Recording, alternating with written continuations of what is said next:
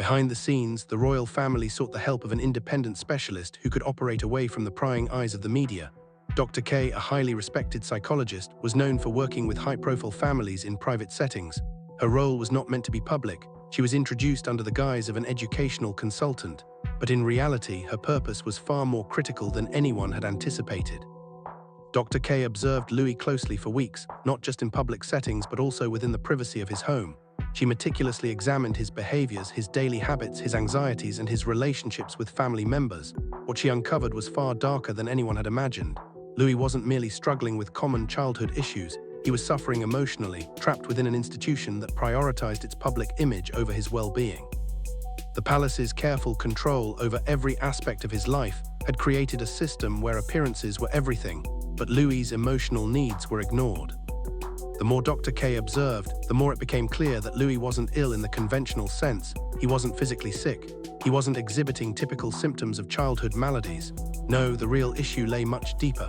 The royal family was more concerned with maintaining their polished image than offering Louis the care and protection he so desperately needed. The more Dr. K delved into Louis's world, the more disturbing the truth became. His smiles, his waves, his playful antics, they were all part of an act, a performance for the cameras crafted by handlers and palace officials. Behind these smiles was a young child struggling with a profound emotional disconnect, lost in his own confusion and sadness, and no one was willing to acknowledge it, least of all the institution that was supposed to protect him. Dr. K was able to read between the lines of Louis's actions, observing the subtle signs that others had overlooked.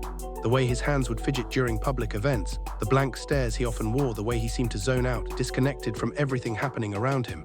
These were all clear indicators that something was deeply wrong. And yet, despite these obvious signs, the palace refused to intervene. The moment Louis made his debut at Wimbledon was carefully calculated. Unlike George and Charlotte, who followed royal protocols with poised elegance, Louis stood out. He appeared anxious, squirming in his seat, hiding his ears from the loud noises, his face often filled with unease. During the Queen's Platinum Jubilee, instead of following the cues of his siblings, who were calm, poised, and obedient, Louis stuck out his tongue and turned his back to the audience. The public dismissed it as a sign of childish mischief, but those who paid closer attention could see that this behavior wasn't just a result of immaturity, it was a sign of deeper emotional turmoil. Louis was no longer just a playful child in the eyes of those who were supposed to care for him. He was a child in distress. His behavior, once dismissed as mischievous, now seemed like cries for help, and yet the palace continued to bury their heads in the sand, refusing to confront the truth. As the weeks passed, it became increasingly clear that Louis's behavior was not just the result of normal childhood antics. He was withdrawing. The once bubbly and energetic child was now often seen drifting in and out of public events, his body language erratic. At royal appearances, he would either be disturbingly still or wildly overexpressive, never quite fitting in with the calm composure of his siblings. It was a stark contrast. George, composed and polite, and Charlotte, calm and graceful, both of them embodied the ideal royal image. But Louis, he appeared as though he didn't belong in this world, a world that he couldn't comprehend no matter how hard he tried. Inside the palace, the truth was slowly becoming unavoidable. Palace sources, in hushed tones, acknowledged that there had been consistent concerns about Louis's sensitivity to sudden bursts of light, loud noises, and chaotic crowds. His odd expressions during these events weren't just signs of a difficult child. They were manifestations of an overwhelmed young boy struggling to navigate a life that wasn't meant for him. In private, Louis's aides described him as overwhelmed and sometimes completely frozen during rehearsals. There were rumors of tantrums before events, of Louis refusing to go unless specific comfort measures were in place. These moments almost broke through to the outside world, but they were swiftly covered up. Behind the scenes, overheard conversations between royal assistants revealed a level of control that bordered on manipulation. One handler was heard saying, "Just keep him smiling." Another remarked, "Take him off stage if he stares again. This can't continue, he isn't being treated fairly." These comments were never meant to be here. By the public, the feeds were cut and the footage was erased. The palace had its image to protect and nothing was going to disrupt that image. Even the royal press staff tasked with keeping the family's reputation intact began to feel the pressure. A silent revolt was brewing within the palace. The tension was palpable, with some reporters pressing for more transparency while others were told, "This isn't your issue, he's fine." Deep down, everyone knew that Louis wasn't fine, but the act, the performance, had to continue no matter the cost. Medical staff within the palace began to grow increasingly frustrated. They called for longer breaks between events, fewer public appearances, and more accommodations for Louis's well-being. But their voices were drowned out by the palace's obsession with maintaining its public image. A palace that prided itself on perfection and tradition found itself ill-equipped to handle the vulnerability of a child in crisis. "They don't know how to deal with vulnerability," one aide said, "especially when that vulnerability wears a crown." Louis's handlers did everything they could to control his public appearances, using subtle distractions to keep him on track. They would direct his hands into waves, tap his shoulder, whisper into his ear, all in an effort to keep the performance going to maintain the image. But the truth was undeniable. Louis was struggling. Despite all the manipulation, the performance continued. Louis, trapped in a gilded cage, smiled for the cameras, waved for the crowds, and played the part that was expected of him. But behind those smiles was a child in pain, a child who needed help, and no one seemed to care. Everyone, from the palace staff to the royal press, was complicit in maintaining the illusion. Then came the breaking point. Dr. K, the psychologist who had been entrusted with Louis's care, took the unimaginable step of making her findings public. What she revealed wasn't just a clinical assessment, it was a devastating indictment of the entire royal system. She uncovered a pattern of emotional neglect, a system built on secrecy, denial, and an obsessive desire to maintain appearances at all costs. Dr. K was not just another advisor brought in for a temporary evaluation. She had worked with some of the most complex childhood trauma cases in high-profile families around the world. Her reputation for confidentiality, accuracy, and fierce advocacy made her the perfect candidate for this assignment. But when she witnessed what was happening behind closed doors, she knew she could no longer remain silent. Her observations of Louis were nothing short of heartbreaking. He wasn't just a troubled child, he was a child trapped in a system that cared more about its public image than his mental and emotional well-being. Dr. K revealed that Louis had developed a profound sense of invisibility. "They only see me when I'm happy," he reportedly said. These were not outbursts, they were the early signs of deep emotional struggles. As Dr. K continued her work, it became clear that Louis wasn't just misbehaving, he was suffering. His emotional state was deteriorating, and the palace was doing nothing to help him. In private meetings, Dr. K urged the palace to limit Louis's public visibility and provide him with the clinical care he so desperately needed. But each time, her requests were met with resistance. "The public needs to see a united front," they told her. "We can't afford to speculate." The public image had to remain pristine no matter the cost. And so the facade continued, until one day Dr. K made the most difficult decision of her career. She resigned. The palace believed that her resignation would be quiet and swift. But within hours, a copy of her final internal report was leaked to a global network of child mental health experts. The report was explosive. It wasn't an attack on the royal family, but rather a demand for accountability. It exposed a pattern of systemic neglect, emotional mishandling, and a disturbing preference for maintaining appearances over the welfare of a child. The palace, obsessed with its image, tried to suppress the truth, but the damage was already done. For the first time in decades, a royal scandal had nothing to do with affairs or money. It was about the emotional suffering of a young child, and the truth was out. Now the question is no longer just about Prince Louis. The real question is, how far will the palace go to bury the truth? Will the monarchy change its ways, or will silence continue to protect power at any cost? One thing is certain, this story is far from over. Stay tuned, because the next revelation could change everything we think we know about the royal family. What began as standard evaluations quickly spiraled into something much darker. Dr. K found herself at the center of a devastating truth. Louis's speech wasn't that of a carefree child, nor did his behavior reflect the innocence expected from a why. Royal, he spoke softly, almost as though he was drowning in his own world. He would ask questions that no child should have to ask, questions that no child of his age, let alone one living in the splendor of a palace, should even know how to articulate. "Why do I have to smile when I'm scared?" Louis once asked. The weight of his words hung in the air like a shroud. The child was clearly in emotional distress, and yet he was expected to perform for the cameras, to wear the mask of royalty. He expressed confusion about the life he was being forced to lead.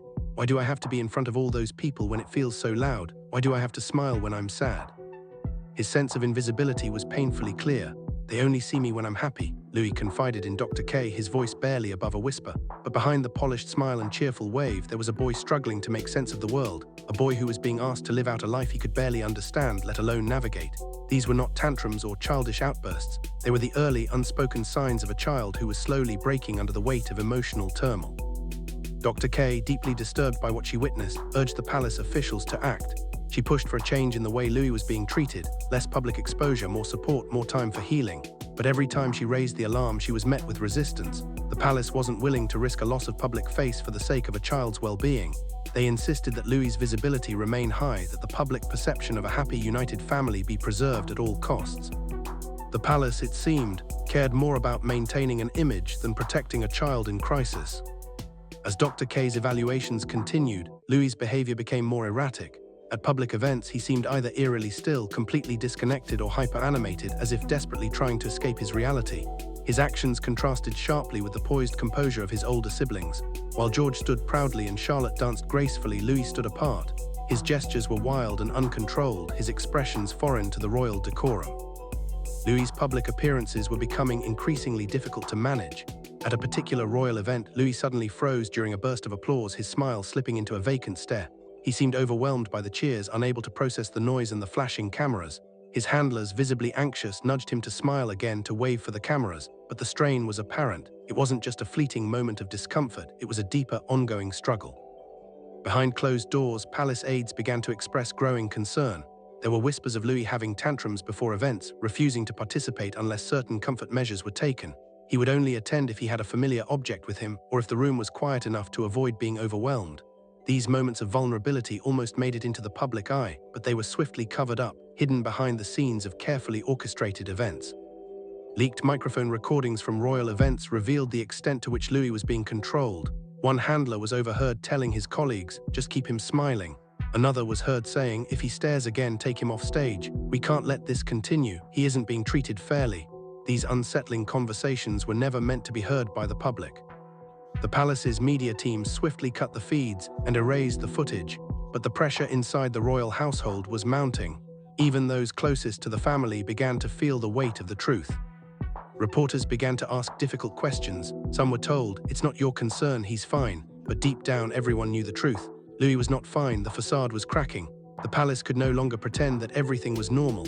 The act that had been so carefully maintained for years was wearing thin, and the cracks in the royal family's perfect image were becoming too large to ignore. Medical staff within the palace grew frustrated as well. They too saw the mounting toll that the royal duties were taking on Louis. They pushed for more breaks between events, fewer public appearances, and more support for the young prince's mental and emotional health. But their voices were drowned out by the palace's obsession with maintaining an unshakable front. "They don't know how to deal with vulnerability," one aide said, a deep sadness in their tone. "Especially when that vulnerability wears a crown." Despite the growing concerns, Louis's handlers continued to control his every move during public appearances. They used subtle distractions, guiding his hands into a wave, tapping his shoulder, whispering instructions in his ear. Every movement, every gesture was part of a performance designed to conceal the developing cry. They could not allow the truth to be seen, not when the future of the monarchy was at stake. But despite their best efforts, Louis could no longer hide his pain.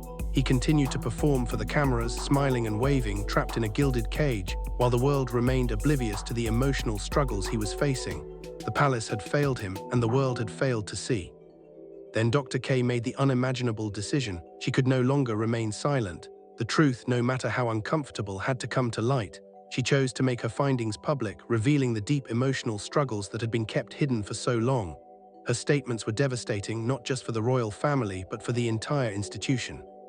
What she uncovered was a system built on emotional deprivation, secrecy, and denial, a system that had failed the very child it was supposed to protect. Dr. K wasn't just any advisor. She had worked with some of the most complex childhood trauma cases in high-profile families around the world.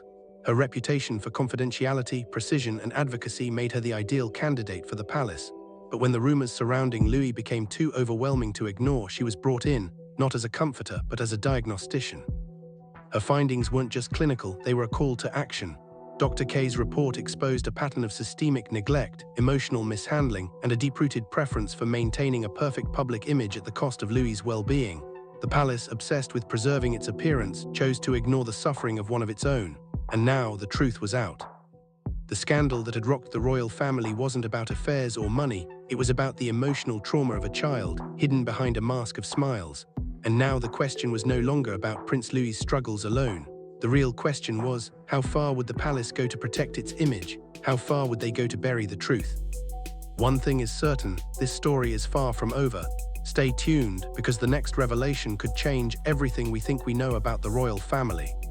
Certainly, here's a further expanded version that dives deeper into the emotional aspects, introduces additional context, and strengthens the narrative flow, while enhancing the cinematic and dramatic elements. What began as standard evaluations soon turned into a devastating revelation. Dr. K's observations, which were initially routine, gradually unfolded into something much darker and more troubling. Leaked sources close to Dr. K's report revealed that Louis's speech was not that of an ordinary child, carefree and full of laughter. No, his voice was soft, almost drowned out by the weight of his words. It was the voice of a child burdened by something far beyond his years. He asked, "Why do I have to smile when I'm scared?" His voice trembled with a vulnerability that no child should ever have to carry. This wasn't the question of a child confused by a fleeting emotion. It was the question of a child who felt trapped in a world that demanded he wear a mask of happiness when everything inside him screamed for release. As Dr. K spent more time with Louis, it became evident that his world was not just one of childhood whimsy, but of confusion and fear. He would speak of feeling trapped in noisy spaces, overwhelmed by the constant stimulation, unable to distinguish where the world of performance ended and where his reality began. "They only see me when I'm happy," he reportedly said, expressing a sense of invisibility that no child, especially one so young, should ever have to experience. Louis wasn't throwing tantrums or misbehaving. These weren't the symptoms of an unruly child. These were the early signs of a young boy overwhelmed by his emotions, deeply struggling with a world that forced him to pretend to be something he was. Instead of offering him the care, protection, and understanding he so desperately needed, the palace continued to push for normalcy. They insisted that Louis adhere to the expectations of his royal role, maintaining a facade of happiness and composure for the public eye. Dr. K repeatedly urged the palace's senior officials to limit Louis's public exposure, to give him the clinical support he needed, and to allow him the space to heal. But each time she raised her concerns, she was met with resistance. "The public needs to see a united front," she was told. "We can't afford to speculate." The royal family was more concerned with maintaining an image of perfection than addressing the emotional needs of a young child in crisis. As the weeks passed, it became painfully clear that Louis's condition was deteriorating. The once bright, energetic child began to retreat into himself. His light-hearted spirit was dimming, replaced by long periods of isolation. He began to avoid eye contact with those around him, often muttering, "I want to go somewhere quiet, but there's always Amara." His words were a cry for peace, a desperate plea to escape the constant scrutiny that weighed so heavily on him. He was a child yearning for quiet, for safety, for the chance to simply be himself without the suffocating expectations of the world around him. And then Dr. K made the most difficult decision of her career. She could no longer stand by and silently watch as this young boy was destroyed under the weight of royal expectations. She resigned. The palace, confident in its ability to control the narrative, believed that her departure would be swift and silent. They assumed she would fade into the background, her concerns buried just like the rest of their inconvenient truths, but they were wrong. Within hours of her resignation, her final internal report was leaked to a global network of child mental health experts, and what it revealed was nothing short of earth-shattering. The report exposed a pattern of systemic neglect, emotional mishandling, and a chilling preference for maintaining a perfect public image at the cost of Louis's well-being. The palace had failed him, not because of malice, but because they had allowed the institution to become so obsessed with its image, so obsessed with maintaining an illusion of perfection that they failed to recognize the child's suffering. What was hidden for so long was now out in the open, the truth of a young boy who had been emotionally neglected by the very system that was supposed to protect him. The royal family's obsession with maintaining a flawless public face had come at a devastating cost. And suddenly the palace was thrust into a scandal of its own making, a scandal that had nothing to do with affairs or money or royal missteps. It was about the very real, very human suffering of a child whose pain had been buried under layers of protocol, secrecy, and denial. The world had never seen anything like it before. The monarchy, once so untouchable, now had to face the harsh reality of its own failures. The question was no longer just about Louis. The real question was, how far would the palace go to bury the truth? Would the monarchy, which had stood for centuries, change its ways, or would it continue to choose power, prestige, and public perception over the emotional well-being of a child? The system that had allowed this to happen, one built on centuries of tradition, appearances, and royal protocol, was being tested in a way it had never been before.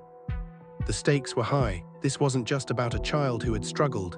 It was about the very foundation of the monarchy itself. What would happen if the public learned that the youngest heir to the throne had been silently suffering, his emotional struggles hidden from view, manipulated for the sake of the monarchy's image? One thing was certain: this was just the beginning. The story was far from over. The next revelation could change everything the world thought it knew about the royal family. The truth had been exposed, but what would the palace do next? Would they choose to face the truth and change, or would they double down on their image, protecting power at all costs? The future of the monarchy was now in question, and the world watched as the royal family faced its darkest chapter. The truth had emerged, and there was no turning back. The question now was how far the palace was willing to go to keep the truth buried and the facade intact. One thing was for sure, the truth was no longer a secret. The world was waiting for the next revelation, and it was poised to shake the very foundations of the monarchy.